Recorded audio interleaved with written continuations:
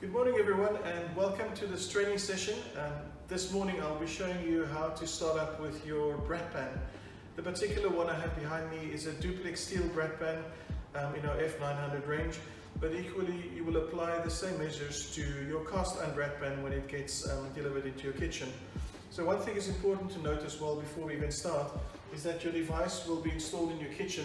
Please do check if there's any residual tape which protects the unit from scratches and bangs and so on that might still be on your unit.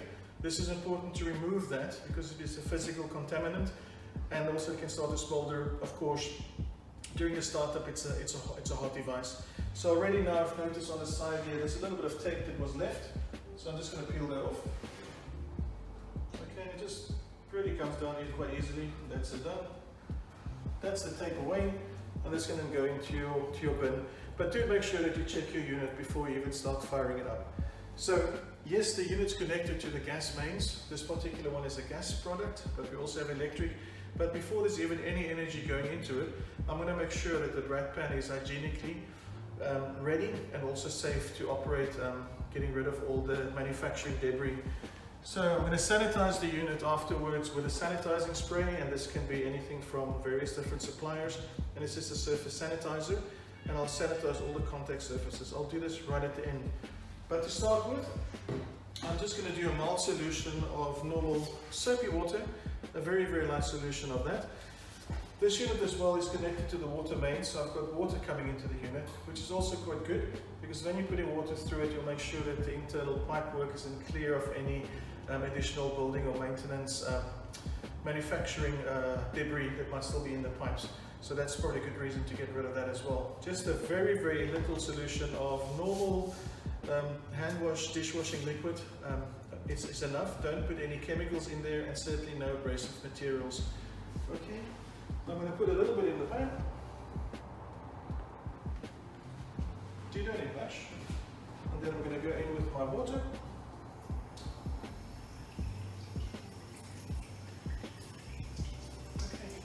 The whole pan up because you'll cover all the areas when you are washing it. Okay, shut your pan.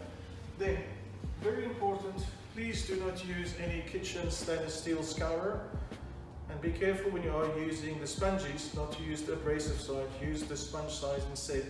You don't want to be putting in scratches into your surface of the pan during this cleaning process. Okay. Afterwards, if you have been cooking and you want to get rid of the robust caking and food debris that gets stuck in the pan, very, very lightly with your green scourer, not with a steel scourer. That's quite important as well. So I'll be making sure that I've covered again, so I'll put my kitchen glove on. Okay. It's not caustic chemical which I'm working with, it's just for your hand wash dish solution, so I'm going to use the basic protection. I've got my apron on, I've got my gloves on, and I'm ready to go in. Okay. I've got a kitchen towel. I'm going to make sure that all the areas where the food's going to be in contact with is clean.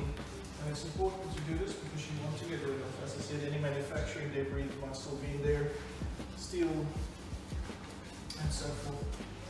The pan very, very nice and clean.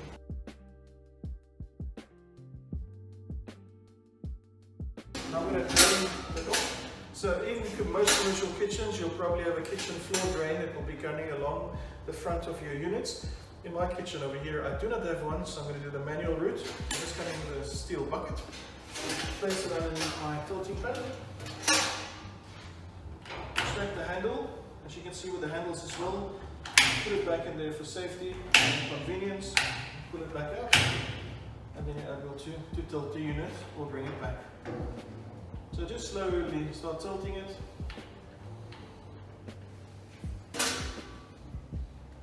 So there's not too much water in here at the moment, making it nice and easy and manageable to lift up and safe.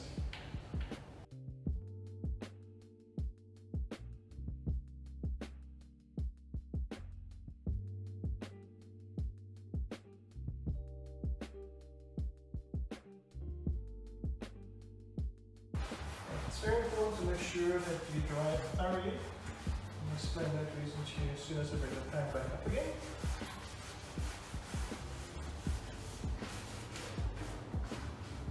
So that's your pan now free of contaminants. It's clean and ready to go. We're now just going to season it slightly. And it's important to follow this process every time after a cooking session. That will prolong the life of your pan and also the quality of your cooking experience.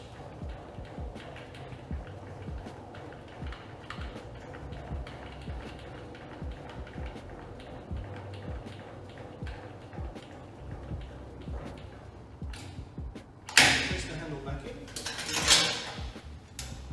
And the water then can go to your disposal area.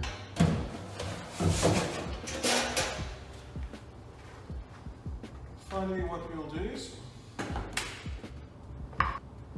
just a little bit of vegetable oil. I'm going to coat into the pan now, and the first heating up, I'll just put it to medium heat and let it sit there for about 30 minutes just to make sure that everything bathes nicely, and the oil will then coat your pan, and that will be it seasoned. Repeat this process after your cooking processes each time, although you don't have to then put it into a heating cycle. After you washed it and dried, just apply a thin layer of oil.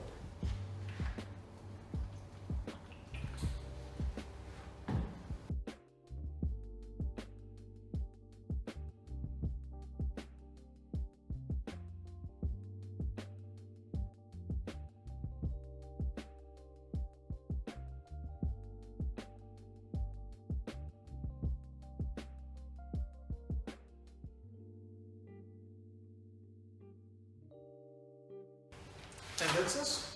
Your Bratt Pan is now ready for use. Thank you for your time.